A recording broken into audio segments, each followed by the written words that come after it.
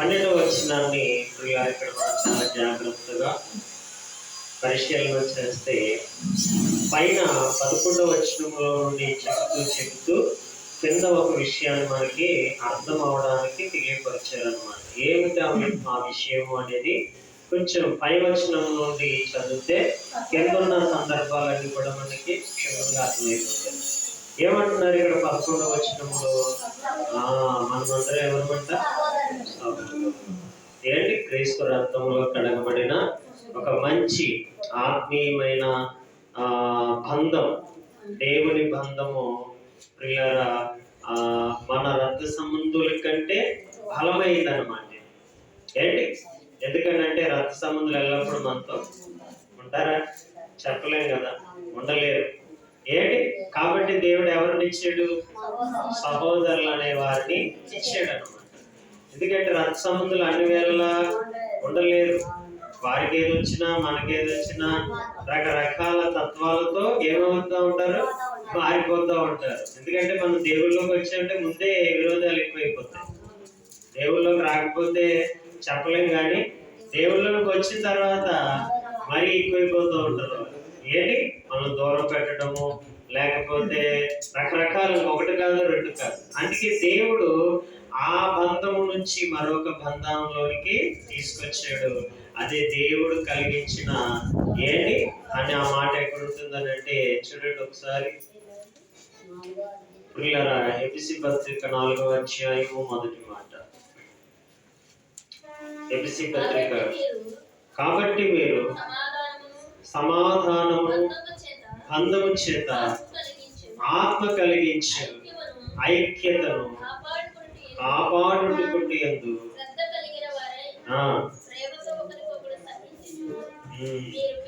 చాలండి. చూసారు ఇక్కడ ఏమంటున్నాడు అంటే బంధం ఎంత గట్టితో ఇక్కడ చెప్తున్నాడు. ఈ సహోదర బంధాన్ని ఎలాగ మనకి పెనవేయబడింది అంటే చెప్తున్నాడు. కాబట్టి మీరు సమాధానమును బంధము చేత. ఏంటంటే సమాధానం. కుటుంబాల్లో సమాధానం లేక ఏమవుతాయి? ఆమె ఏమైపోతున్నాయి? ఎడమొక్కలు వచ్చేస్తున్నాయి. కానీ క్రీస్తులోనికి వచ్చిన తర్వాత మనకి ఏదొచ్చిందంట? సమాధానం. కాలు తిట్టినా, వాడు మనకి కొట్టినా, చేదరించుకున్నా, ఏంటి మనం ఎవరిని బట్టి సమాధానం పడిపోతున్నాం? దేవుణ్ణి బట్టి. అందుకే అంటున్నాడు, కాబట్టి మీరు సమాధానమును బంధము చేత ఆత్మ కలిగించు. ఏది? సమాధానమును ఏది కలిగిస్తుంది? అంతా ఆత్మ కలిగిస్తుంది. అప్పుడు ఏది కలిగిస్తుంది? దైవపరమైన ఆత్మ మనల్ని ఏం చేస్తుందంటే ఆ బంధాన్ని, ఇవన్నీ కూడా అదే మనకి అనుగ్రహిస్తుంది అన్నమాట. అందుకే ఇక్కడ మంచి పదము, ఆత్మ కలిగించు ఐక్యమును ఏం చేసుకోవాలి? మనం కాపాడుకుంది అందు ఏం కలిగి ఉండాలట? శ్రద్ధ కలిగిన వారై. ఏంటి? ఈ బంధాన్ని కలిగి ఉండటానికి దేవుడు ఏం చేశాడంటే మనందరికీ కూడా ఒక గొప్ప ధన్యతనిచ్చాడు. అదే సహోదర తత్వము. ఏంటి? మరి ఈ సహోదర తత్వము అనేది పోదింకిది. మన ఊపిరి ఉన్నంత వరకు ప్రియులారా ఈ బంధం ఏం చేశాడంటే దేవుడు ఏంటి పెట్టేశాడు. ఈ బంధం ఇక పోదన్నమాట. ఎప్పటి వరకు? మన శ్వాస, చివరి శ్వాస ఉన్నంత వరకు ఈ బంధాన్ని దేవుడు ఏం చేశాడంటే దేని చేత? ఆత్మ కలిగించి. ఏది కలిగించింది? మన శక్తి చేతనైనను బలము చేతనైనను కాకుండా దేవుని ఆత్మ చేత మనం ఏం చేయబడ్డాం? ఇక్కడికి నడవబడ్డాం. ఎప్పుడైతే ఇక్కడికి నడవబడ్డాం, ఇక్కడ మనకి ఏ బంధాన్ని ఇచ్చాడనంటే ఏంటి? ప్రియులారా సహోదరి యొక్క బంధాన్ని ఇచ్చాడు. దీనిని మనం ఎలా కాపాడుకోవాలంట? ఏంటి? సమాధానముతో ఇది అంతా కూడా నిండిపోవాలి. ఈ బంధం దేంతో నిండిపోవాలి? సమాధానము అనే దానితో ఏమైపోవాలంటే నిండిపోతే ఇంకా అందులోకి అన్ని కూడా వచ్చేస్తాయి అన్నమాట. ప్రేమ వచ్చేస్తుంది, తర్వాత అందులోనికి ఏంటి? దీర్ఘశాంతం వచ్చేస్తుంది, అందులోనికి దయాలత్వం వచ్చేస్తుంది, అందులోనికి మంచితనం చూసారా? ఇవన్నీ కూడా ఎక్కడైతే సమాధానము అనేది ఉంటుందో అక్కడ ఇవన్నీ కూడా ఏం చేయబడతాయి అంటే ఒకదానికొకటి ప్రియులారా ఏకమైపోతాయి అన్నమాట. ఇప్పుడు ఇవన్నీ కలిపి దేనితో బంధంగా కూర్చోబడుతున్నాయి? ఆత్మ కలిగించు ఐక్యమును. చూసారా? ఇంక దీన్ని ఎవరు కూడా ఏం చేయలేరు అంటే ప్రియులారా, ఏంటి నీ దగ్గర ఉన్న ఎడదీయలేడు, లేకపోయినా ఎడదీయలేడు, ఆరోగ్యంగా ఉన్న ఎడదీయలేడు, అనారోగ్యంగా ఉన్నాడు. ఎందుకంటే అంత దృఢత్వం అయిపోయింది, అంత బలంగా అది మారిపోయింది అనమాట. అందుకే ఇక్కడ యాకోబు గారు అంటున్న మాటను కానీ ఒకసారి మనం పరిశీలన చేస్తే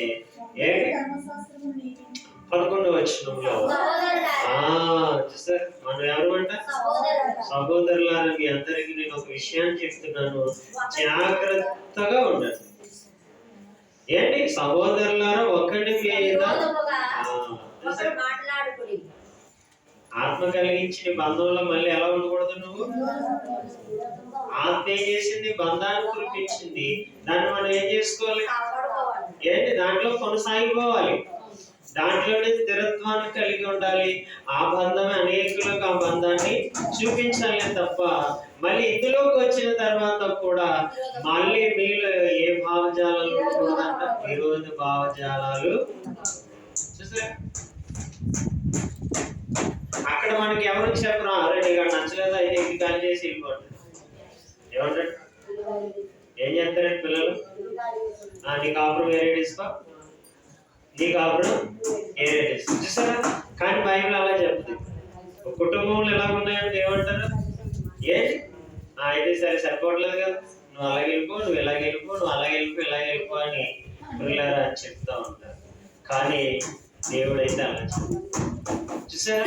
అస్సలు బయటికి వెళ్ళవడం, ఏం చేయడం, అస్సలు సమస్య లేదు. ఎందుకంటే బయట ఎవడున్నాడు? ఎవడున్నాడంటే దుష్టుడు బయట ఉన్నాడు. అందుకే ఎవరో వద్దే వెళ్ళదు అంటాడు. ఈడేం చేస్తాడు? బయటికి వెళ్ళిపోతాం. చూసారా? అందుకే దేవుడు వద్దు, అస్సలు నేను బయటికి వెళ్ళనవాడు, అసలు ఆలోచన కూడా రానోడు. అందుకే అంటున్నాడు, సహోదరులారా ఒకరికి విరుద్ధముగా ఒకడు. చూసారా? మాట్లాడటానికి కూడా ఇవ్వలేదు, మాట్లాడే అధికారం కూడా అయినా నీకు ఇవ్వలేదు. నువ్వు ఆత్మ బంధంలో ఉన్నప్పుడు ఎప్పుడు సమాధాన పడిపోవాలి తప్ప ఏంటి నా విరోధముగా ఒకరినొకడు ఏం చేయకూడదు అంటే మాట్లాడకూడదు. ఎందుకు? నువ్వెవడు విరుద్ధంగా మాట్లాడడానికి? నీకు అధికారం ఎవరు ఇచ్చారు? ఎవరైనా ఇచ్చారా? ఏంటి ఎవరైనా ఇచ్చారా? ఎవరు లేదు. నా మాట కింద అంటాడు. చూడండి, ఇప్పుడు అంటాడు తన సహోదరునికి విరుద్ధంగా మాట్లాడి, చూడండి తన సహోదరునికి తీర్పు తీర్చేవాడు ధర్మశాస్త్రమునకు వ్యతిరేకముగా మాట్లాడి ధర్మశాస్త్రమునకు. చూసారా? దేనికి తీర్చడానికి మొదలెట్టాడండి? కాదు, ధర్మశాస్త్రానికే తీరుస్తున్నాడు. చూసారా? దేవుడు ఏం చెప్పాడు? నీ సహోదరుని విరుద్ధంగా నువ్వు మాట్లాడితే ఏంటి అంటే వాడికి విరుద్ధంగా నువ్వు ఏది మాట్లాడినా, ఎందుకు విరుద్ధంగా మాట్లాడుతున్నాడు? ఇతరులు ఏమున్నాయి?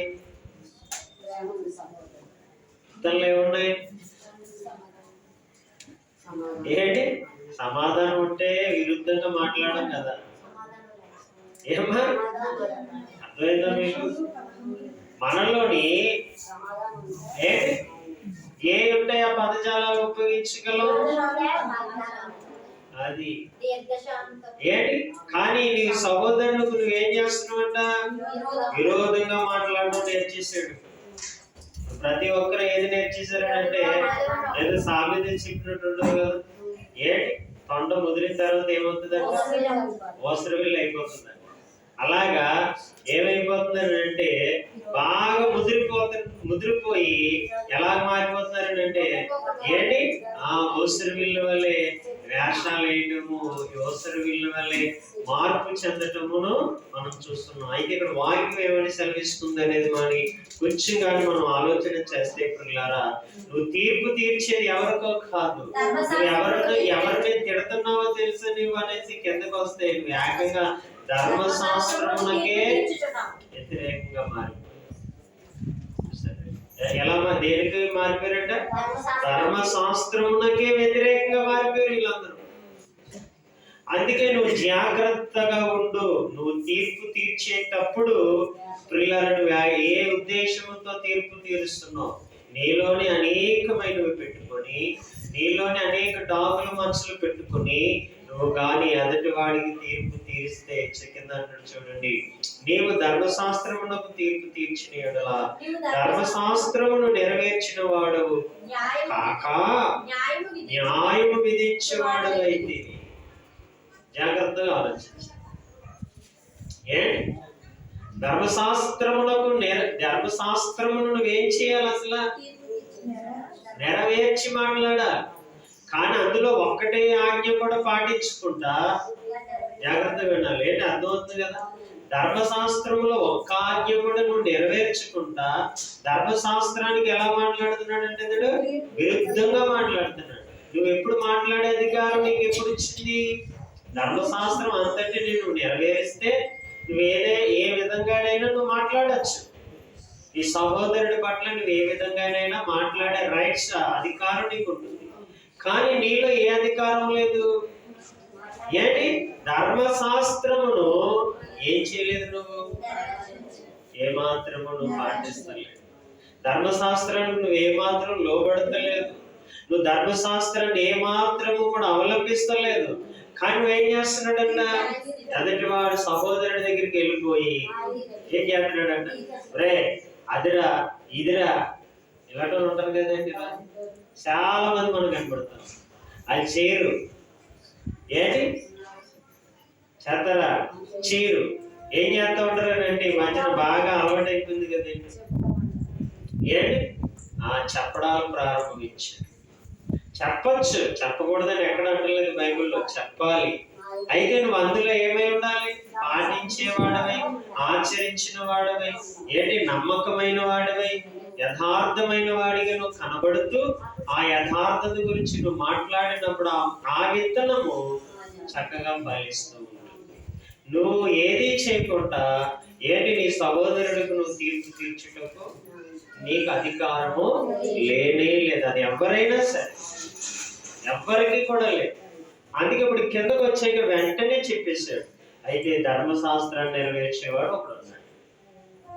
ఆయన ఎవరంట? కింద చెప్పాడు. ఒక్కడే. ఎవరంటమ్మా? ఒక్కడే అంటే ఎవరైనా ఉన్నారా? మరి లేనప్పుడు నువ్వు నేనేం చేస్తున్నావు? చూసారా బైబిల్ ఏం చెప్తుంది? ఒక్కడే ఉన్నాడు తీర్పు తీర్చేవాడు, ఒక్కడే ఉన్నాడు న్యాయాన్ని విధించేవాడు, ఒక్కడే. కానీ మనం ఏం చేస్తున్నాం? ఏంటి రెండు మొక్కలు చదివేమో లేదో, లేకపోతే రెండు మొక్కలు మనకు అర్థమయ్యేయో లేదో బైబిల్లో ఏం చేస్తున్నారంటే వీళ్ళు తీర్పులు తీర్చటము ప్రారంభించారు. ఏంటి చూసారా? ఆ స్థాయికి ఈరోజు చాలా మంది దిగజారిపోతున్నారు. కాదు, నీకు బైబిల్ విధానం తెలియాలి బాగా. ఎక్కడ ఎవరిని ఏ విధంగా ఏంటి వాక్యం ద్వారా మాట్లాడాలి, ఎక్కడ గద్దించాలో, ఎక్కడ ప్రేమించాలో, ఏది ప్రియులారా కీడు, ఏది మేలు, ఇవన్నీ బాగా తెలియాలి బైబిల్ గ్రంథంలో. ఏమీ తెలియకుండా అది వాడి దగ్గరికి వెళ్ళిపోయి ఏంటి నువ్వు విమర్శించేవనుకో, బైబిల్ నిన్నే ఏం చేస్తుందనంటే పక్కకు తోసేస్తుంది. చూసారా? అందుకే అంటున్నాడు ఒక్కడే ఉన్నాడు. ఎంతమంది ఉన్నారండి? ఆ ఒక్కడే ఏం చేశాడు? ధర్మశాస్త్ర ప్రకారంగా నడిచాడు.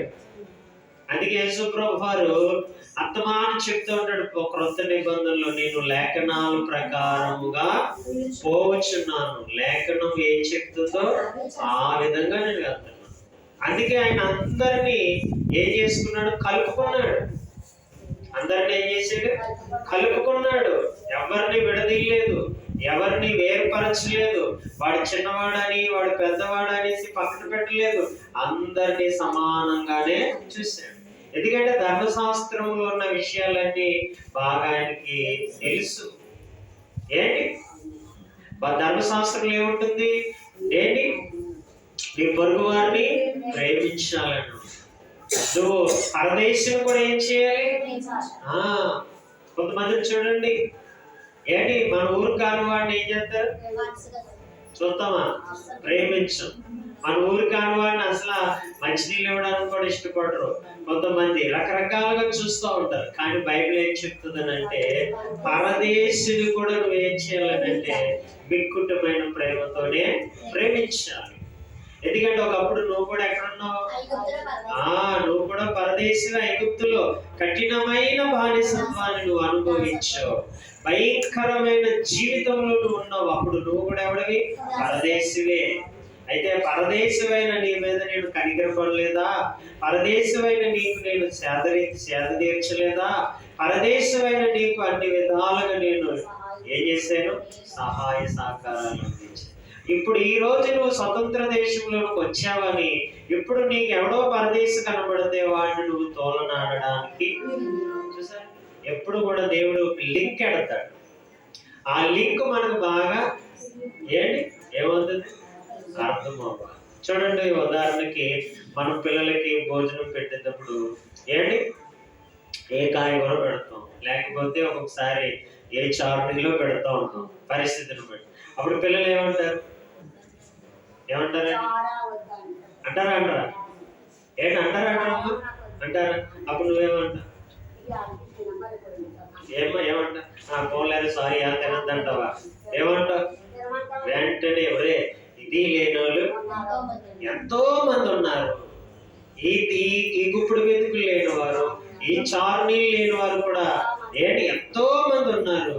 ఇంకా దేవుడి కృపను బట్టి మనకి ఇచ్చాడు అని అనగానే వెంటనే వాడు మనసు ఏముందండి? నిజమే కదా అనేసి చక్కగా వాడు ఏం చేస్తాడనంటే ఆహారాన్ని బుద్ధిస్తాడు. చూసారా? అంటే ఒక విషయాన్ని తెలియాలి, ఏ విధంగా చెబితే వాడికి అసహనానికి ఎక్కుతుందో అలాగా దేవుడు చెప్తా ఉంటాడు ఎప్పుడు కూడా. చూసారా? ఎప్పుడు పరదేశం అయ్యో ఐగుప్తులు నువ్వెవడవి? నేను ఎవడు పట్టించుకోలేదు. అక్కడ అందరినీ ఉమ్ము వేసినట్టు స్థితి నీది. అక్కడ పెంటలాంటి జీవితం అక్కడ నీది. అలాంటి దగ్గర నుండి ఇప్పుడు నేనేం చేశాను? స్వతంత్ర దేశంలోనికి తీసుకొని వచ్చాను. ఈ రోజు నువ్వు ఉప్పు గెంతులు వేయడానికి వీల్లేదు. ఆ మాట చెప్పగలను ఇశ్రాయేలుకి. నిజమే కదా, మేము కూడా ఐగుప్తుని జ్ఞాపకం చేసుకున్నాం. నిజమే కదా, ఐగుప్తులో మా కఠినమైన బానిసత్వం ఎందుకంటే తెలుసు, అనుభవించారు. మరి ఎలా తిట్టారో, ఎవరిని పేరెంట్ పిలిచేది లేదు. పేరెంట్ పిలిస్తే మళ్ళీ వాడు బానిసత్వాన్ని మర్చిపోతారని ఏమని పిలిచేవారు? బానిస అని పిలిచేవారు.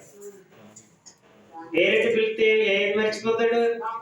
బానిసత్వాన్ని మర్చిపోతాడు. అమ్మో నన్ను దగ్గర అయిపోతున్నాడేమో అని అనుకుంటాడేమో అని వాడికి ప్రతిరోజు ఏమని జ్ఞాపకం చేసేవాడు? వాడిని ఏమని పిల్లాలి? బానిస, అవరే బానిసలారా, బూట్లు తోడు, కాళ్ళు కడుగు, ఏ ఆ పనులు. చూస్తారా? అందుకని బానిస అని వారిని పిలిచారు. కానీ పిల్లారా, దేవుడు ఏం చేశాడంటే ఆ బానిసత్వము నుండి పూర్తిగా ఏం చేశాడు? విడిపించాడు. చూస్తారా? అందరినీ విడిపించి నువ్వు ఎవరికి తీర్పు తీర్చుటకు నీకు అధికారం లేదు. ఇప్పుడు మనం ఏదో దేవుడిని నమ్మేసుకున్నాం కదా అనేసి బయట ఉన్నవాడికి తీర్పు తీర్చచ్చా? మనం కూడా ఒకప్పుడు ఎక్కడున్నాం? మనం కూడా ఆలోకస్తులే కదా, అయ్యే పనులు చేసాం కదా. అయ్యే తింగర పనులు కదా మనం చేసాం. అయ్యే చీకటి బ్రతికే కదా మందేని. ఈరోజు వెలుగులోనికి వచ్చావు కదా అనేసి వెంటనే వాడిని ఏం చేయకూడదు? గాయపరచకూడదు. వాడికి నువ్వు చేయకూడదు. ఒకవేళ చెప్పాలంటే ఎవరి పరిధిలో ఉండి నువ్వు చెప్పాలని అంటే దేవుని ప్రేమలో ఉండి, దేవుని జ్ఞానంలో ఉండి, దేవుని యొక్క శక్తిలో ఉండి వాడికి నువ్వు చెబితే అది నీ మాట అవుతుంది. ఎవరి మాటగా ఉండదు, దేవుడు మాటగా నువ్వు చెప్పాలి. ఆ స్థాయి ఇచ్చాడే తప్ప నీ అంతటికి నీవే చెప్పే అధికారము నీకు లేదు. అందుకంటున్నాడు ఒక్కడే ఉన్నాడు. ఆయన ఎవరు? ప్రభు అయిన యేసుక్రీస్తు. ఆయన ఏదైనా చేయటకు అధికారము కలిగిన వాడు.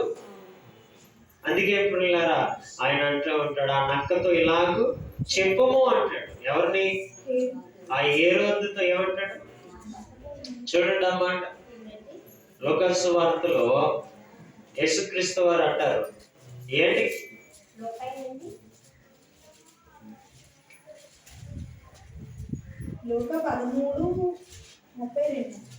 లూకాసు సువార్త ఏంటి? లూకాసు సువార్త 13వ అధ్యాయము ప్రియులారా ఏంటి ఒక మంచి మాట అక్కడ మనం చదువుతాం. ఎందుకు ఆయన ఎవరో తెలియడం కోసము 31వ వచనంలో ఆయన పేరు ఏంటి? ఆ గడియలోనే ఎవరు వచ్చారట? కొందరు పరిసయ్యులు వచ్చి నువ్వు ఇక్కడ నుండి బయలుదేరి పోము, హేరోదు నిన్ను చంపగోరుచున్నాడని ఆయనతో చెప్పగా. ఎవరు? హేరోదు ఏం చేస్తున్నాడు? ఆయన చంపాలి, చంపేయాలని ఎదురు చూస్తున్నాడంట. ఈ మాట ఎవరు చెప్పారు? పరిసయ్యులు. ఎవరండి? ఎందుకు పరిచయం ప్రేమతో చెప్తున్నారు అనుకుంటున్నారా? కాదు. ఈయన ఇక్కడి నుంచి వెళ్ళిపోతే మా గౌరవం వస్తుందండి, లేకపోతే వారి గౌరవం కూడా ఏమవుతుంది? పోతుంది. ఎందుకంటే వారు సరైన వాళ్ళు కాదు కదా. ఆనాడు బోధకులు, ఆనాడు ధర్మశాస్త్ర పండితులు కూడా ఎవరు? వారు సరైన వారు కాదు. ఈయన వెళ్ళిపోతే మా పెత్తనము చెలాయించవచ్చు, మా మాట అందరూ వింటారు.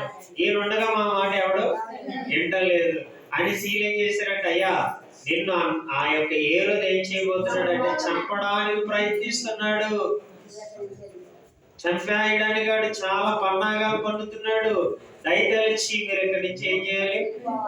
ఎందుకంటే వీళ్ళు ఎలా మాట్లాడుతూ ఉంటారంటే ఆయన మీద ఏదో ప్రేమ ఉన్నట్టు, ఏంటి ఆయన ఏదో కాపాడుతున్నట్టు ఏం చేస్తూ ఉంటారు అంటే ఇలాంటి విషయాలు బైబిల్లో చాలా కనపడుతూ ఉంటాయి. అంటే ఆయన్ని కొన్ని ప్రశ్నలతో ఎలాగైనా ఇరుకన పెట్టాలి. ఒక చోట ఏం చేస్తారంటే అయ్యా ఒక ఏంటి మరి మనం కైసరుకి పన్ను విషయంలో ఏంటి ఏం చేయాలి? కట్టాలా కట్టకూడదా? చూసారా? అంటే యేసుక్రీస్తు వారిని ఎందులో పెట్టాలని? ఇరుకన పెట్టాలి. ఆయన మీద ఎలాగైనా నేరం మోపాలి. ఏంటి ఇదేం వాళ్ళకి ఏమి ఆయన మీద ప్రేమతో అడిగే విషయాలు కాదు. ఇలా చాలా మన బైబిల్ గ్రంథంలో ఏంటి దేవుడు చూపించాడు.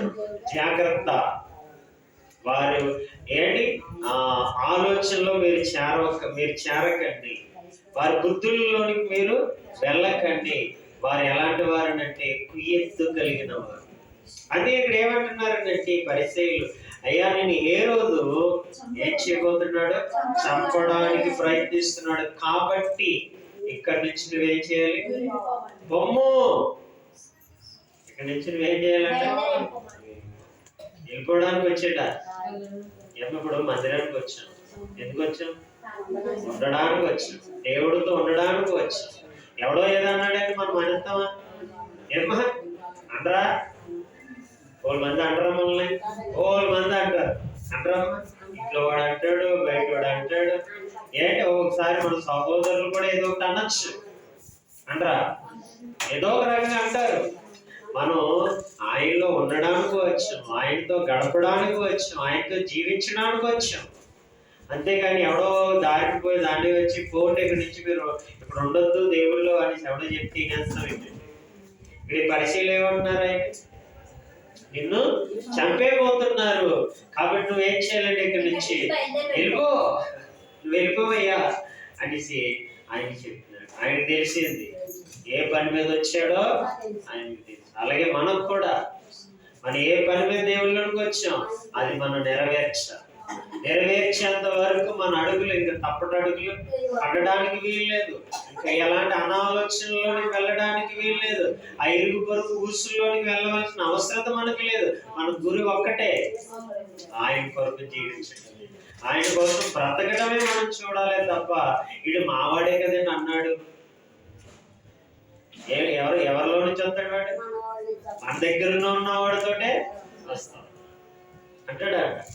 ఒకసారి ప్రియులారా అంటే కొన్ని విషయాలు మీకు చెప్తాను. ఒకసారి మేము సున్నారంపురంలో మేడ మీద అందుకునేవారు. ఏంటి కిందేమో గుడి అనమాట, పైనేమో మేము ఉండేవారు. కొత్తగా పెళ్ళి అయినప్పుడు ఉంటే అప్పుడు మీ ఇద్దరు ఉండేవారు శాంతిని. అప్పుడు తనకి చాలా బాగలేదు ఒంట్లో బాగోకపోతే అప్పుడు నేను ప్రార్థన చేస్తున్నాను, బలహీనత తొలగించిన ఆయన. ఈ అదే కొంచెం ఉంటది కదా ఈ చీకటి ప్రభావం అనేసి, అంటే ఒక్కొక్కసారి ఒంటరిగా ఉన్నప్పుడు ఏం చేస్తూ ఉంటారంటే రకరకాల ఆలోచనలు రకరకాలుగా వస్తూ ఉంటాయి. కాబట్టి అందులో బాగా బలహీనం అయిపోయి ప్రార్థన చేస్తుంటే తను పడుకొని ఉంది, నేను ప్రార్థన చేస్తున్నాను అలాగా అదే తన శిరస్సు దగ్గర ఉండి చేస్తున్నాం. తక్కువ లేచి ఎందుకు ప్రార్థన చేస్తున్నాం ఏంటి, నేను ఎవరు చేయమన్నాడు ప్రార్థన చేయకు అని అన్నారు. అనగానే అప్పుడు మనకి అర్థమైపోయింది అనమాట. జాగ్రత్తగా అంటే లోకంలోనికి వెళ్తుంది, లోకపు ఆలోచనలో ఉంది. మీకు అర్థమైందా? లోకపు ఆలోచనలో ఉంది కాబట్టి ఆ మాట వచ్చేసింది అనమాట. అందుకే మన సహవాసం ఎప్పుడు ఎవరితో ఉండాలంటే దేవుడితో ఉన్నప్పుడు ఏ ఆలోచనలు ఉంటాయి అయ్యే ఉంటాయి అన్నమాట. ఇలాగా మన వారే మనల్ని ఏమంటూ ఉంటారు అంటే చూడండి, మీరు ఒక్కొక్కసారి ప్రార్థన చేస్తున్నాడు, ఎందుకమ్మా ఆత్మని ప్రార్థన చేస్తున్నావు అంటారు పిల్లలు. ఏంటి ఆత్మని ఎందుకమ్మా బయట చదువుతున్నావు, ఆత్మని ఏంటమ్మా పాట పాడుతున్నావు, వీళ్ళు ఏం చేస్తూ ఉంటారంటే మనల్ని అంటా ఉంటారు. అప్పుడు నువ్వేం చేస్తావు? నిజమే కదా, ఆత్మని ఎందుకు చేయడు? చూసారా, మీలోకి ఆలోచన వచ్చేస్తుంది. అవును నిజమే కదా, ఆత్మాను మందిరానికి వెళ్ళవేంటి, ఆత్మాను దేవుడు అండవేంటి, కొంచెంసేపు వాళ్ళతో కూడా మనం కూడా ముచ్చటించవచ్చు, వాళ్ళతో పాటు ఉసిలాడితే బాగుంటుంది. ఇలాంటి ఆలోచనలు ఏం చేస్తూ ఉంటాయంటే మనల్ని ఏంటి ఎవరి ద్వారా వస్తూ ఉంటాయి, దగ్గరగానే వస్తాం. ఇప్పుడు ఈ పరిశీలన చూసారు ఎలా ఉన్నారు, వీళ్ళు ధర్మశాస్త్రాన్ని ఎరిగిన వారే, వీరికి ధర్మశాస్త్రపు విధులు తెలుసు, అన్నీ తెలిసి పరిశీలన అంటే చిన్నవాళ్ళు కాదు కదా. ఇప్పుడు ఆ పరిశీలు ఏమంటున్నారు, యేసుప్రభు గారి దగ్గరికి వచ్చి, అయ్యా నేను ఏ రోజు ఏం చేయబోతున్నాడు, చంపబోతున్నాడు, దయతలచి ఇక్కడ నుంచి మీరు వెళ్ళిపోండి. ఆయన ఎందుకు వచ్చాడు? ఎవరిని విడిచిపెట్టకూడదు, అందరికీ రాజ్య సువార్తను ఏం చేయాలి, ప్రకటించాలి, దాని విషయంలో నేను చనిపోయినా పర్వాలేదు అని ఆయన సంకల్పం, అది ఆయన ఉద్దేశమే. అది ఈలో ఏం చేస్తున్నారు చూసారా, ఇప్పుడు వద్దు, నువ్వు పరిచర్య చేయకు, ఇప్పుడు నీ సువార్త ప్రకటించుకు, నేను ఎలాగైనా సరే ఏ రోజు ఏం చేస్తాడు అంటే ప్రాణం అంటే అందరికి తీపే కదా, భయమే కదా. ప్రాణం భయంతో ఏం చేస్తాం, పారిపోతాం. మరి ఆనాడు యాకోబుని చంపేస్తాను అన్నప్పుడు యాకోబుని ఏం చేశాడు, పారిపోయాడు. మేనమామ దగ్గరికి ఏమయ్యాడు, పారిపోయాడు. తల్లి ఏం చేసింది, ఒరే పారిపోరా బాబు, వాడు చాలా కసితో ఉన్నాడు, పగతో ఉన్నాడు, కనబడ్డావంటే ఒకే ఎడితే ఏం చేస్తాడు నేను అనగలనే. ఏం చేశాడండి యాకోబు, నీకు వెనకాతల దుప్పడు లేదు, ఏంటి సొక్కం లేదు, ఏమీ లేదు, ఉన్న బట్టలతోటే పరుగో పారిపోయాడు. ప్రాణభీతి కదండి. అలాగే యేసుప్రభు వారిని కూడా ఏం చేస్తున్నాడు, హేరోదు అనే ఒక వ్యక్తిని చూపించి, ఇదిగో ఇతను నేను చంపబోతున్నాడు కాబట్టి ఇక్కడ నుంచి నువ్వు అర్జెంటుగా పారిపో. చూసారా, అనగలిగినప్పుడు అదేంటి ఇక్కడ పొచ్చి ఉన్నాడేంటి, కొడతాడేంటి, తిడతాడేంటి, సరేంటి అని అనలేదు ఆయన. చూడండి ఎలా అద్దుగో చూచి ఎందుకు చూసాడు, వినాలి, వింటే బాగుండు. ఇప్పుడు మాట వినాలి అసలు, కానీ ఏం చూశాడంట, వారిని చూచి అంటే వారి ముఖ కలయికలు అర్థమైపోయిందంట. అర్థమైందండి, వారి స్వభావం బట్టి వారి ముఖ కలయికలు ఏమవుతాయి, కనబడిపోతూ ఉంటాయి.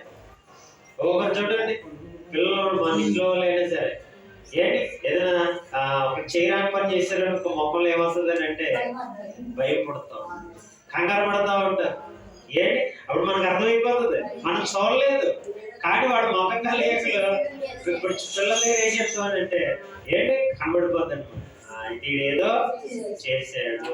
సరే ఇక్కడ ఏంటంటే అసలు మాటే వినాలి అసలు, కానీ వారిని చూచి అంటే వారు అబద్ధం ఆడుతున్నారు.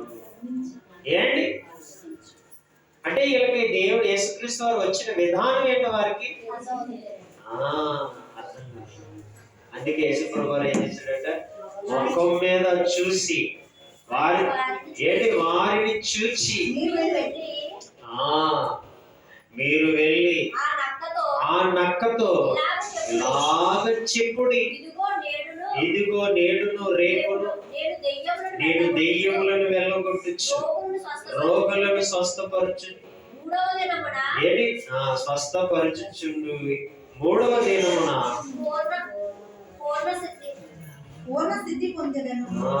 ఏం చేసేదను చూస్తారా? చక్కటి ఎవరిని ఇచ్చేసాడు. నేను ఎక్కడికి వెళ్ళను, ఇక్కడే ఉంటాను. నక్క వస్తుందో రాని, కుక్క వస్తుందో రాని, సింహం వస్తుందో రాని, పులి వస్తుందో రాని, ఎక్కడ ఉంటాను? ఇక్కడే. ఎన్ని దినాలు ఉంటాను? 3 దినాల వరకు ఇక్కడే ఉంటాను. వచ్చిన వారిని అందరినీ స్వస్థపరుస్తాను. వచ్చిన వారికి అందరికి దెయ్యములను వెళ్ళగొడతాను. ఏంటి? అందరినీ స్వస్థపరుస్తాను. తర్వాత పూర్ణ సిద్ధి పొందేదను. పూర్ణ సిద్ధి ఏం చేస్తాడంటే ఘనత కార్యాలు చేస్తేనే కదండి విలువ తెలుస్తుంది. ఏంటి? కార్యాలు చేయాలి కదండి. మరి కార్యాలు చేయకుండా యేసుప్రభు వారిని అన్నాడు ఎవరు అంగీకరించలేదు కదా. ఆ మాట ఎవరంటారు? యేసుప్రభు వారే స్వయంగా ఎవరితో అన్నారు? చూద్దాం ఒకసారి. ఒక అధికారితో ఆ మాట ఆయన చెప్తాడు యోహాను సువార్తలో. ఏంటి? ఆయన కుమారుడికి ఒంట్లోకి బాగోకపోతే యేసుప్రభు వారి దగ్గరికి వస్తారు. వచ్చినప్పుడు ఆయన అంటే ఆ మాటని కానీ ఒకసారి మనం ఏంటి ఆలోచన చేస్తే పిల్లరా,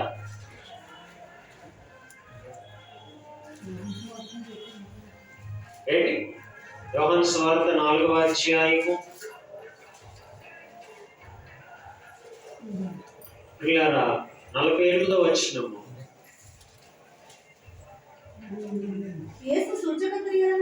అదిగోనండి ఎవరితో చెప్తున్నాడండి మాట? ఒక ప్రధాన ఏంటి యాజకుడు, ఒక ప్రధానుడు, ఒక ప్రధానమంత్రి ఒక ప్రధానిగా ఉన్న వ్యక్తి అన్నమాట.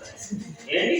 ఆ వ్యక్తిని చూసి మాట్లాడుతున్న మాట ఏంటంటే యేసు సూచక క్రియలను మహత్కార్యములను చూడకుంటే మీరు ఎంత మాత్రము నమ్మరని అతనితో. మనుషులు ఎలా నవ్వు? దేవుడు యేసుప్రభు వారు నమ్మాలంటే, దేవుడు నమ్మాలి అని అంటే ఏంటి? లేకపోతే ఎవరు రావట్లేదు కదా. ఎంత వాక్యం చెప్తానన్నా ఎవరు వచ్చేవారు లేరు ఈ రోజుల్లో. ఏంటి? ఏం కావాలి? అద్భుతాలు జరిగిపోవాలి, మహాకార్యాలు జరిగిపోవాలి, ఘనకార్యాలు జరిగిపోవాలి. పైనుండి సూర్యుడు కిందకు వచ్చేయాలి. ఏంటి? కింద ఉన్న వీడు పైకి వెళ్ళిపోవాలి. చూసారా? అందుకే యేసుప్రభు గారు ఏమన్నారు? యేసు సూచక క్రియలను మహత్కార్యములను చూడకుంటే మీరు ఎంత మాత్రము నమ్మరని అతనితో చెప్తున్నారు. చూసారా? ఇప్పుడు ఈ ప్రధానమైన వ్యక్తిత్వం ఏంటి? తన కుమారుడు కార్యం జరగకపోతే యేసుప్రభు అని ఏమంటాడు? నమ్మడు, అంగీకరించడు. ఆయన ఎవరో ఏంటి దాటిపోయిన దానే అనుకుంటాడు. ఎప్పుడైతే ఆ కుమారుడి విషయంలో ఘనకార్యం జరిగిందో, మహాకార్యం జరిగిందో, అప్పుడు ఏంటి ఏమన్నా పిలిచాడు అంటే, అయ్యా నువ్వు సామాన్యమైన వ్యక్తివి, దైవ కుమారుడు. చూసారా? అందుకే పిల్లలు ఈయన అన్ని చేశాడు కాబట్టి ఒక్కడే చేయగలడు. ఏం చేయగలడు? నేను ఒక్కడే ఏదైనా చేయగలిగే సమర్థుడు. అందుకే పిల్లరా ఆయనలో ఉండి మనం ఏం చేయబడుతున్నాం? ఐక్యపరచబడుతున్నాం. ఆయనలో ఉండి మనం సమాధానపరచబడుతున్నాం. ఆయనలో ఉండి ఒకరికొకరు ఏం చేసుకుంటున్నాం? పురుకొల్పబడుతున్నాం. ఆయనలో ఉండి మనం ఒకరినొకరు ఏం చేసుకుంటున్నాం? హెచ్చరింపబడుతున్నాం. కాబట్టి పిల్లరా మరి దేవుడు నీ జీవితాల్లో కూడా ఆయన మహత్కార్యం చేయాలనంటే నువ్వు నమ్మవలసింది ఒకటే, ఆయన ఒక్కడే ఏదైనా చేయగలడని నువ్వు నమ్మాలి. ఇది నీ జీవితంలో ఈ చిన్న మాట నీలో ఉంటే చాలు, అదే పెద్ద కార్యముగా జరుగుతుంది. అందుకే యాకోబు పత్రికలో ఏమన్నాడు? ఒక్కడే. ఎవరంట? ఒక్కడే. ఆ ఒక్కడి దగ్గరికే నువ్వు రా చాలు. వెంటనే తిరుగు. ఏంటి? నువ్వెన్నో తిరుగు. ఈ ఒక్కడి దగ్గరకు వచ్చి చూడు. ఏంటి? జీవితం మారుతుందో మారలేదో నీకే అర్థమైపోతుంది. నువ్వు పరిమళ వాసన కొట్టున్నావో లేదో నీకు అర్థమైపోతుంది. నీ జీవితం ఫలభరితంగా ఉంటుందో లేదో అర్థమైపోతుంది. ఆ ఒక్కడి దగ్గరికి వచ్చి కొన్నాళ్ళు చూడు, ఏంటి ఆయనలో ఉన్న సమస్త ఏంటి కార్యాలు నీలోనికి తన్నుకుంటూ వచ్చేస్తాయి. అందులోకి ఎలాంటి డౌట్ లేదు. ఎందుకంటే నువ్వు ఒక్కడే నమ్మేశావు కాబట్టి ఇంకా అన్ని నీయే, ఇంకా ఆయన ఏ చేసినా నీకే. అందుకే పిల్లరా ఆ ఒక్కడే ఏమై ఉన్నాడో ఏది నియమించాడంట? ధర్మశాస్త్రాన్ని నియమించింది ఎవరంట? ఆయనే నియమించాడండి. ధర్మశాస్త్రాన్ని నియమించిన వాడు, మా న్యాయం ఎవరు చెప్పగలరు? నువ్వు చెప్పగలవా? నేను చెప్పగలనా? ఏమా నీది నాది వెనకాతలు ఏముంటాయి నీకు తెలుసా? నాకు తెలుసా? ఎవరికి తెలుసు? ఒక్కడికే తెలుసు. ఆయనే చూసారు. అందుకే నొక్కి నొక్కి చెప్తాడు, నీకు లేదు నాకు లేదు అధికారం. నువ్వు ఎన్నాళ్ళు బైబిల్ చదివినా నీకు లేదు నాకు లేదు. నువ్వు ఎంత ప్రార్థన చేసినా నీకు లేదు నాకు లేదు. ఎవరికి? అందుకే ఆయనకు వదిలేయాలి. మనం నీ పనులు చేసుకోవాలి. అంతేగాని నువ్వు తీర్పు తీరుస్తాను ఏంటి నేను ఇచ్చేస్తాను వచ్చేస్తాను నేను వెళ్ళావు అనుకో, మొత్తం అన్నీ అవన్నీ నీ మీదకి వచ్చేస్తాయి. ఎందుకంటే నీలో లోపాల నుండి ఎదటివాడు నువ్వు ఏమైనా చేసావు అనుకో, అవన్నీ ఎవరి మీదకి వచ్చేస్తాయి అంటే నీ నెత్తి మీదకే ఉన్నాయి కదా. బైబిల్లో సామెతల గ్రంథంలో చెప్పబడుతుంది. కాబట్టి పిల్లల జాగ్రత్తగా ఉండాలి. నువ్వు ఎవరిలో ఉన్నావు? దేవుడిలో ఉన్నావు. దేవుడు నీకు ఏం చెప్పమన్నాడు? ప్రేమను చూపమన్నాడు, దయను చూపమన్నాడు, కృపను చూపించు. నీకు దయా కృపను చూపించు. తీర్పులు చూపించుకో. తీర్పులు చూపించే స్థాయి మంది కాదు, అది ఎవరిది? ఆయనది. నువ్వు ఏదైనా చెప్పాలంటే వాక్యపరంగా చెప్పు. అది ఎవరిది? ఆయనది. అంటే వాక్యం ఖడ్గం, వాక్యం ఒక తీర్పరి. వాక్యమే నేను తీర్పు తీర్చాలే తప్ప మనుషుడు కాదు. మనుషుడికి ఎవరికి దేవుడు అధికారము ఇవ్వలేదు. తెలుసు కదండి.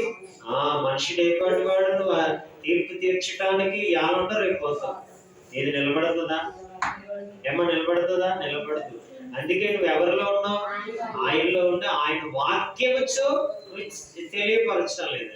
అందుకే అంటున్నాడు ఒక్కడే ధర్మశాస్త్రమును నియమించి ఎవరు చెప్పాలో ఎవరు చెప్పాలి, ఎవరు మాట్లాడాలో ఎవరు మాట్లాడకూడదు అన్ని నియమించేశాడు. చట్టం ఇచ్చేసాడు, రాజ్యాంగం ఇచ్చేసాడు, దైవ రాజ్యాంగం. ఈ రాజ్యాంగమును ఎవరు కూడా ఏం చేయకూడదనంటే ఏమ్మా ఏ విధము చేతనైనా నువ్వు దీనిని ఉల్లంఘించి మార్చకూడదు. ఆ స్థాయి ఎవరికి లేదు. ఏంటి ఇప్పుడు మనకి మన భారతదేశంలో అంబేద్కర్ గారు ఏమి ఇచ్చారు? మనకి రాజ్యాంగం ఇచ్చారు. కానీ దాన్ని ఏం చేస్తున్నారు? రకరకాలుగా మార్చేస్తున్నారు. చూసారా? ఎవరికి నచ్చినట్టుగా వారు ఏం చేస్తారంటే దాన్ని ఏంటి ఎవరి పార్టీలో అధికారాల్లో ఎవరి పార్టీ అధికారాలు అంటే వారికి ఇష్టం వచ్చినట్టు వాళ్ళు చేసేసుకుంటున్నారు. అంటే దానికి ఒక గౌరవం లేకుండా చేసి పడేసారు. ఈరోజు నా రాజ్యాంగం అంటే అందరూ వణికిపోయేవారు, అందరికి దడ పుట్టేసేది అమ్మో. కానీ ఈరోజు రాజ్యాంగం అంటే ఎవరికి భయం లేకుండా పోయింది. విచ్చలవిడిగా చేసేస్తున్నారు. రాజ్యాంగపు చట్టాలను పక్కన పెట్టేశారు. అందరూ వారికి నచ్చింది చేసేస్తున్నారు. మీరు మళ్ళీ ఎవరి పేరు చెప్తారు? ఏంటి రాజ్యాంగం పేరే చెప్తారు, కానీ ఎవడు అందులో ఉన్నది చేయడు. నీకు అర్థమవుతుందా? అలాగే తయారైంది. కానీ దైవ రాజ్యాంగం ఇది. దీన్ని ఎవడు ఏంటి ఎన్ని ప్రభుత్వాలు వచ్చినా ఎంత అధికారంలో ఉన్నా దీనిని మార్చేది అధికారం ఎప్పటికీ భూమి మీద లేదు. అందుకే ఒక్కడే శాసనకర్త, ఒక్కడే న్యాయాధిపతి, ఒక్కడే. ఆయన ఆధీనంలో ఉన్నాయన్నీ కూడా. నువ్వెవడవి నేనెవడని. కాబట్టి పిల్లరా నీకు నాకు దేవుడు అధికారాన్ని ఇవ్వలేదు. అందుకే మీరు అందరూ ఎలా ఉండాలి? సహోదర భావం, ప్రేమ తత్వంతో మీరు అందరినీ ఒకరినొకరు ప్రేమించుకుంటే మీకోసం వారు ప్రార్థన చేస్తారు, వారు మీకోసం ప్రార్థన. ఒకరి అవసరతలో ఒకరు పాలి భాగస్తులు. అదే మీరే విరుద్ధంగా ఉన్నారనుకో, ఏ నష్టం వచ్చినా ఎవడన్నా వస్తాడా? ఏమో వస్తాడు చెప్పండి? ఎవడో రాడు. ఎందుకంటే నువ్వు తీర్పులు తీర్చడం మొదలెట్టావు కాబట్టి. అందుకే కదా నోరు మంచిదైతే ఊరు మంచిది అవుతుంది. ఏంటి మంచిగా దేవుడు నోరుగా ఉండాలి, మన నోరుగా ఉండకూడదు. మన నోరు మంచిది కాదు. ఏంటి కాబట్టి దేవుని నోరుగా మన నోరు ఎప్పుడు మారిపోతుందని అంటే, ఇదిగో దేవుడి ధర్మశాస్త్రమునందు నీవు చక్కగా ప్రియులారా నిలిచి ఉన్నప్పుడు ఏంటి అప్పుడు అంటున్నాడు చూడండి, అదిగోనండి ఆయన ఏం చేస్తాడంట, రక్షించుటకును నశింపచేయుటకును శక్తిమంతుడై ఉన్నాడు. అది నీకు అధికారం ఉందా? రక్షించగలవా? శిక్షించగలవా? అండి ఏమి చేత కానీ నువ్వు నేను మరి ఎలాంటి వాడికి ఏం చేస్తున్నావు? ఈ అధికారం ఉంటే నువ్వు చెయ్యి. శిక్షించుటకును రక్షించుటకు అధికారం ఉంటే నువ్వు చేయి, పర్వాలేదు. కానీ మాది ఉందా? ఏమన్నా ఏమనుందో చెప్పు. గట్టిగా గాలి వేస్తే మనం పారిపోతాం. ఉంటామా? బాబు సరిగా లేదని పారిపోతాం. దేనికి నిలబడాలి? మనము ఏం తీరుతున్నాం? తీర్పు తీర్చడానికి మాత్రం అడుగులు వేస్తున్నాం. అందుకే దేవుడు అంటున్నాడు, నీకు ఇది ఉందా? రక్షించే అధికారం నీకుందా? శిక్షించే అధికారం నీకుందా? నీకు మరి ఇది లేనప్పుడు అదెందుకు నువ్వు చేస్తున్నావు?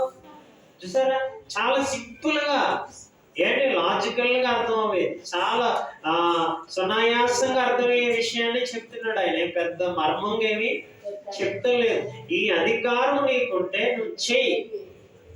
నీ దగ్గర ఇది లేదు. ఇది లేనప్పుడు నువ్వేం చేయాలి? చేతులు కట్టుకోవాలి.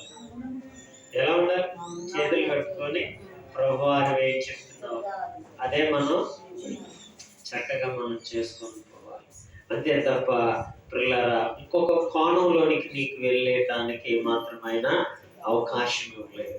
అందుకే ఏంటి ఒక మంచి మాట యెషయా ప్రవక్త ఒక మాట అంటాడు కదా, యెషయా గ్రంథంలో ఏంటి మరి ఆయన మాట్లాడుతున్న మాటను ఒకసారి మనం చదువుతే, యెషయా గ్రంథం 33వ అధ్యాయం ప్రియులారా, యెషయా గ్రంథం 33వ అధ్యాయము 22వ వచనం చదువు.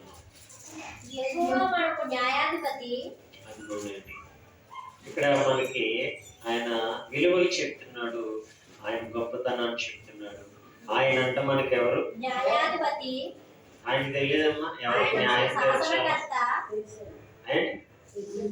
న్యాయాధిపతి అంటే ఆయనకి తెలుసు న్యాయం ఏదో అన్యాయం ఏదో ఆయనకే తెలుసు, నీకు తెలియదు. మనం దేంతో తీరుస్తాం? వెలుచూపును బట్టి. దేంతో అంటే చూసిన దాన్ని బట్టి మనం తీర్పు తీర్చేస్తాం. మరి చూడకుండా జరిగే ఎన్నో ఉంటాయి కదా, ఉంటావా? అందుకే వెలుచూపును బట్టి కాక అనే మాట ఎక్కడ ఉంటుంది? కొరింథీ పత్రికలో ఒకసారి చదువుతున్నాం, ఎందుకంటే మనకు తెలియాలి కదా. కొరింథీ పత్రికలో పౌలు గారు అంటారు, మీరు ఎవరికైనా మీరు ఎలా తీరుస్తున్నారయ్యా అంటే, మొదటి పత్రిక చూద్దాం ఒకసారి. కొరింథీయులకు రాసిన పత్రిక రెండవ పత్రిక 5వ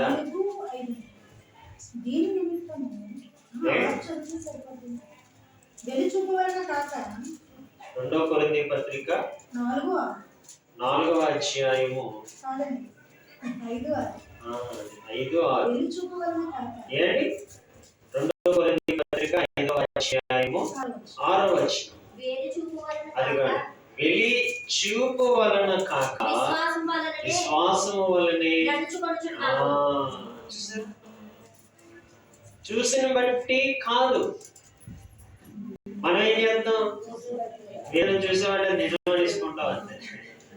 ఏంటి కానీ అలా బైబిల్ అలా చెప్తుంది ఎప్పుడు కూడా.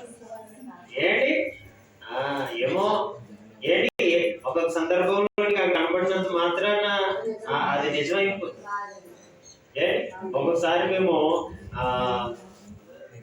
వర్క్ చేసేటప్పుడు ఏం చేస్తాడంటే మేస్త్రులు, ఇప్పుడైతే మనకి 500 కాగితాలు వచ్చాయి, ముందు 2000 కాగితాలు ఉన్నాయి ఏమ్మా. ఈ 2000 కాగితాలు ఉన్నప్పుడు చిల్లర దొరికేది కదా. ఈ చిల్లర దొరక మేము ఏం చేసేవాళ్ళం అని అంటే ఆ బ్రాందీ షాప్ దగ్గరికి వెళ్ళేవాళ్ళం. ఎందుకంటే అక్కడ చిల్లర ఇచ్చేవాడు ఆడే. అంటే మా ఒక్కొక్క ఏరియాని బట్టి అనమాట, ఒక్కొక్క చోట అక్కడే చేస్తాం, ఒక్కొక్క చోట ఇక్కడ చేస్తాం, అందరం పంచుకోవాలి. కాబట్టి ఏంటి వెళ్తే పెట్రోల్ బంక్ దగ్గరికి వెళ్ళాలి, లేకపోతే వేరే షాప్ కూడా తిరగాలి. ఏం తప్ప అప్పుడు ఇచ్చేవాడు కాదు. అప్పుడు ఏం చేసేవాడు, వైట్ షాప్ దగ్గరికి వెళ్ళి ఇక్కడ చిల్లర తీసుకుని ఉంటే అప్పుడే ఎరా తగ్గవా ఇదే కదా అంటారు. అంటే మరి కనబడిన సందర్భాన్ని బట్టి ఏం చేస్తారంటే అక్కడే అంటే ఇలా ఒక్కొక్కసారి ఏం జరుగుతా ఒక్కొక్కసారి థియేటర్ల దగ్గర నుంచి వెళ్ళవలసి వస్తుంది, ఒకసారి థియేటర్ దగ్గర వర్క్ చేయవలసి వస్తుంది.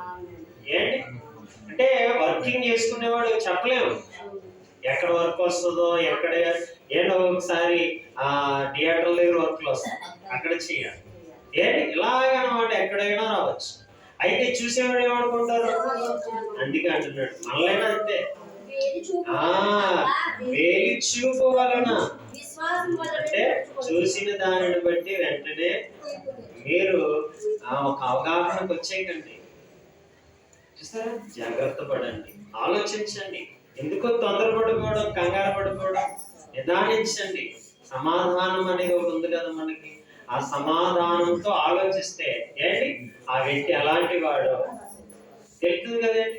ఆ వ్యక్తి గురించి మనకు తెలియకుండా నువ్వు వెంటనే మాట వదిలేసావు అనుకో, ఎవరు నేరస్తుడు అయిపోతావు, నువ్వే నేరస్తుడు అయిపోతావు, నేనే నేరస్తుడిని అయిపోతాను. అందుకే జాగ్రత్త. తీర్పు తీర్చుటకు నువ్వు ఎవడవి, నీకేం తెలుసు?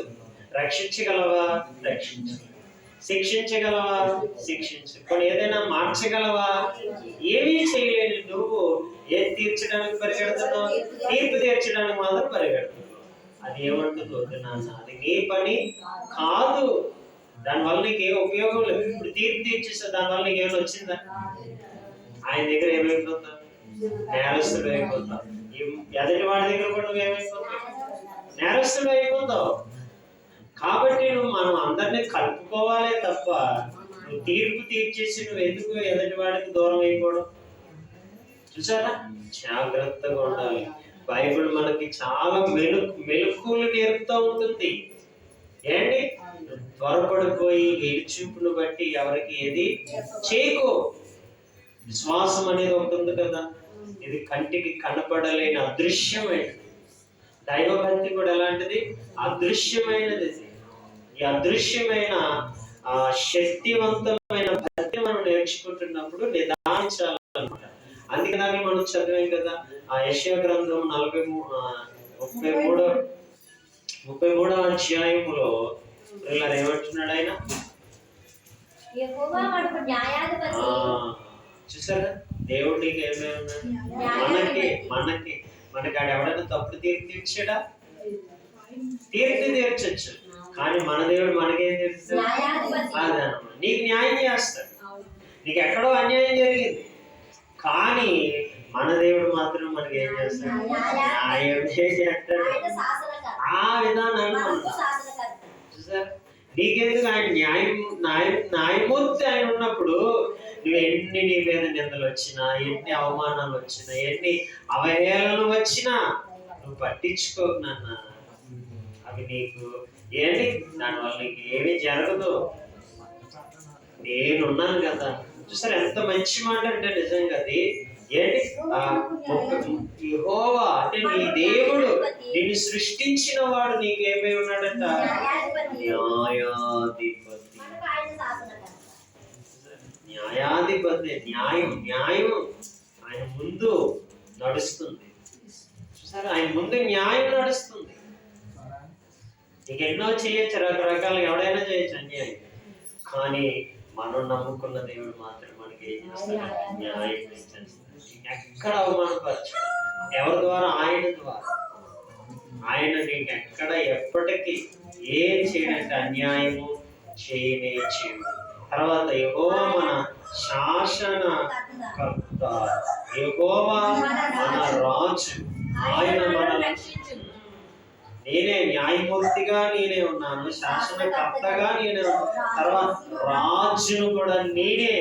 ఇన్ని అధికారాలు నాలో ఉన్నాయి. మరి నువ్వెందుకు ఆగబ్బా? ఏంటి బెదిరిపోతున్నావు? నువ్వెందుకు అట్లిపోతున్నావు? నేను అన్ని చేయగలిగిన సమర్థుడను, నేను ఒక్కడనే అంటున్నాడు. అందుకే ప్రియులారా, మనం ఎల్లప్పుడూ ఆయన కలిగించిన ఐక్యతలో, ఆయన మనకిచ్చిన ఈ బంధంలో మనం ఏర్పడి ఉండాలని అంటే నిలకడగా పిల్లలు ఉండాలి తప్ప ఎవడో ఏదో అంటున్నాడు కదా అనేసి, ఎవడో తీర్చేస్తున్నాడు కదా అని నేను కూడా తీర్చేస్తాను, నేను చేస్తాను అనుకుంటే ఎవరు నేరస్తులైపోతున్నారు ఏంటి? దేవుడి కారణం అంటే పరిస్థితి ఎలా ఉంటుందో చెప్పండి. చాలా శాసనకర్తగా ఉంటాడు, ఇంకా న్యాయమూర్తిగా ఉంటాడు, రాజుగా ఉంటాడు. సరే, ఆ అధికారాన్ని కోల్పోతున్నాం మనం. నువ్వు ఎదుటి వాడికి చేయడం వలన ఎవరు నీకు దూరం అయిపోతున్నారు? ఈ నీకు దూరం అయిపోతున్నారు.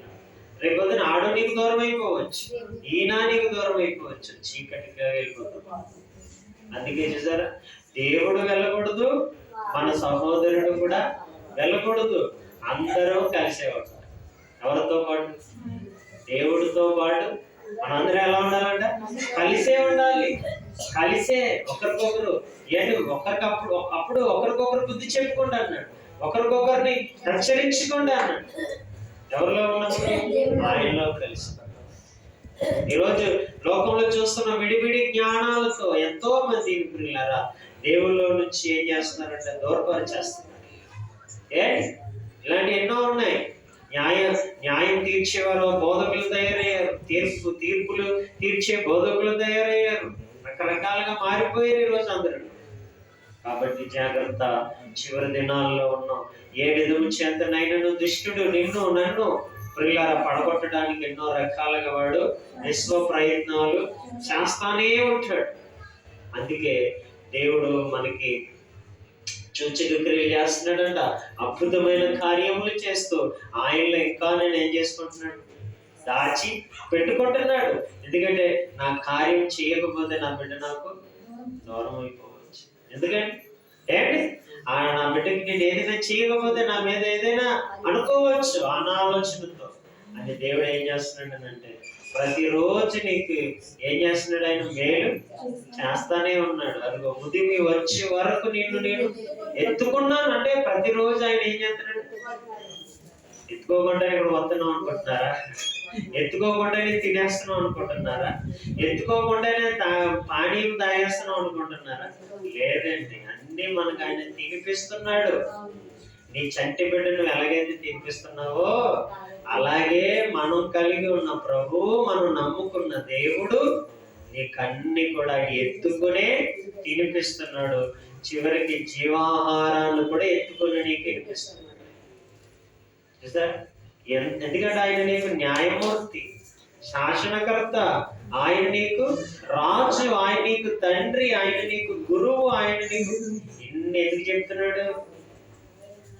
ఏంటి?